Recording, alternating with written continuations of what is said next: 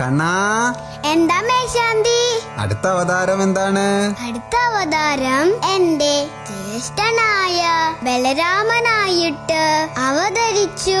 ഞാനും ജ്യേഷ്ഠനും കൂടി ഉള്ള കളികളാണ് ഇനി ഇവിടുന്ന് അങ്ങോട്ട് പറയാനുള്ള വിശേഷങ്ങൾ.